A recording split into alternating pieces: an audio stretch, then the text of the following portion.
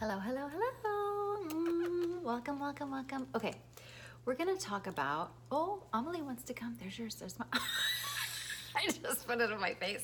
It goes up here. Oh my God, I'm gonna be covered in glitter when I go to my counseling session in an hour. Here, little friend, come here. Sorry, hold on. Amelie wants to join. Come on. There you go. Oh, you coming? Okay. Ugh. All right. Let's talk about, you're going over here.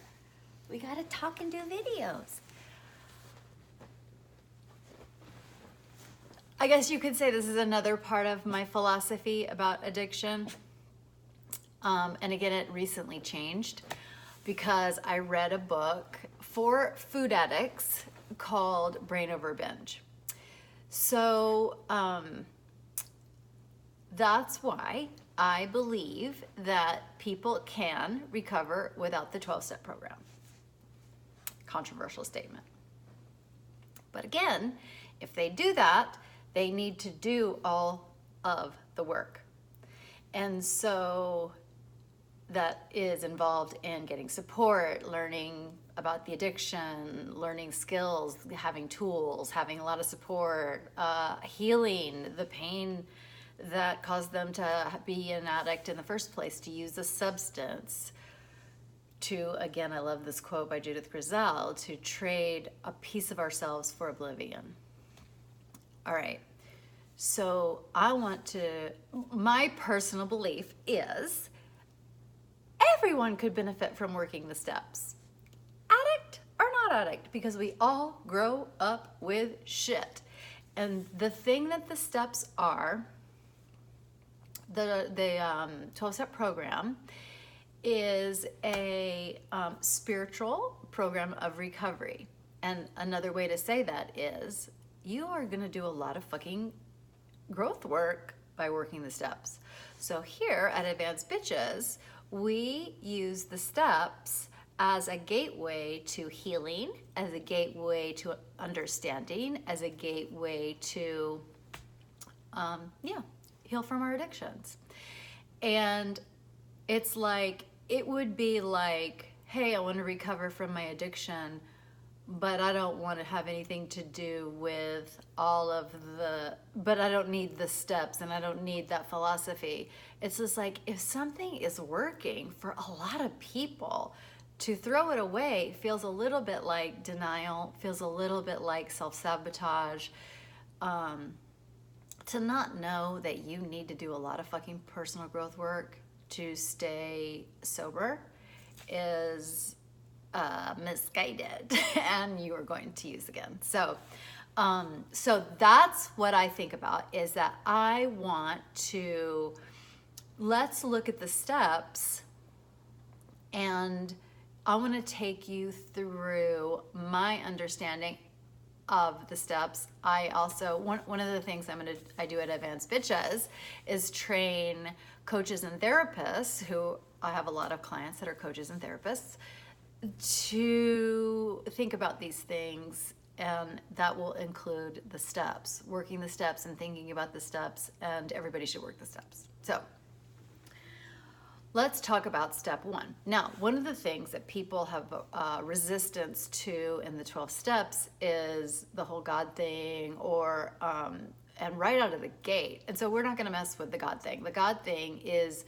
you get to have your thoughts, beliefs, religion, you can have it or not have it, it doesn't matter. So that's just for me, as we talk at Advanced Bitches, we're going to take an advantage of something that exists that has helped a lot of people, so we're going to use it here.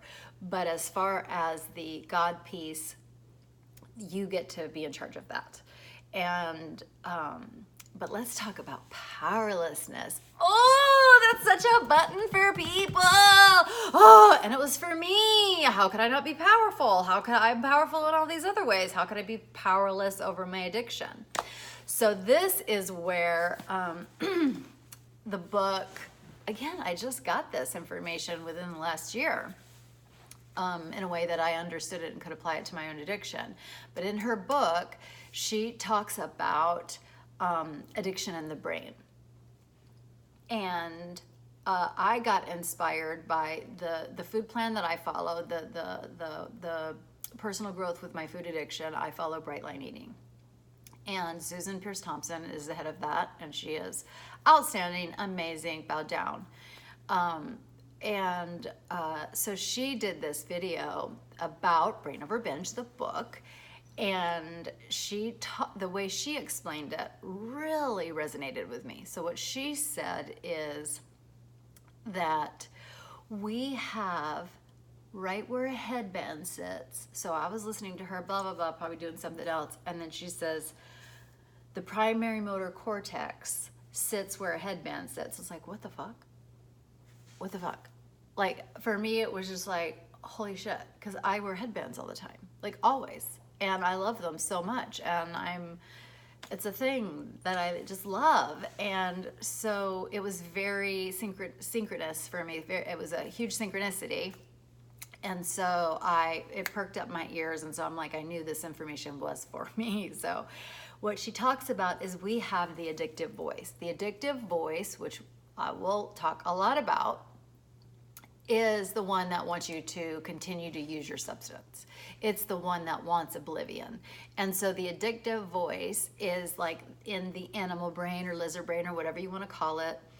It lives there, and its sole purpose is survival. So your brain connected survival with your substance. And for most of us, that is an accurate connection, that our substance use is part of how we have survived the shit we've survived. And so the addictive voice is back there, and it's blah, blah, blah, blah, blah. Use, go, you're hungry, you can't do this, people don't understand how bad it is for you, you should eat, blah, blah, blah, blah, blah. Like all these fucking thoughts. And we literally are powerless over them because that part of our brain is never not going to attempt to get back to oblivion. That part is just, and you do not have control over it in your primary motor cortex. Your primary motor cortex cannot tell your addictive brain to stop. That's where that saying, what we resist persists, comes from, is that the more we resist the animal brain, the more we're going to be aligned with it and eventually relapse or use again. So that helped me understand the work that I've done in 12-step programs of, oh fuck, I am literally powerless over those thoughts. But the primary motor cortex is right here where the headband sits. We get to control that. We are in charge of this piece of genius, wonderful headband magic. Like, we get to do this. And the way that Susan Pierce Thompson explained it is like, my addictive voice will say, you should eat, you're so hungry, it's so tired that you don't have enough food today, you need to go do this, that, the other thing, or just like, wouldn't it be great, you have the whole day free, why don't you just head over to Trader Joe's and go for it. And those thoughts are going to come, and I'm not going to be able to resist them. They're going to come.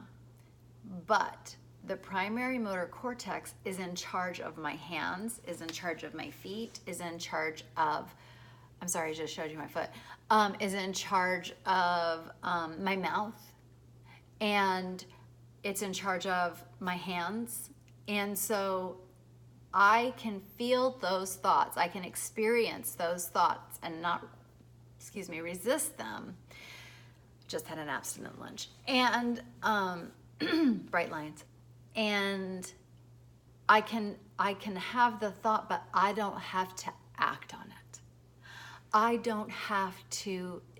am not going to let the addictive voice have control of my hands anymore. I'm not going to let the addictive voice have control over my feet that will walk me to the refrigerator or the pantry to start binging. I'm not doing it. I am not going to let the addictive voice win, because the addictive voice doesn't want what's best for me. It thinks it still needs to survive, and that's how we'll do it. Anytime I'm having discomfort or pain or a little hunger, which I find very upsetting, those thoughts are going to come. But I have the magic of the headband, We are team headband.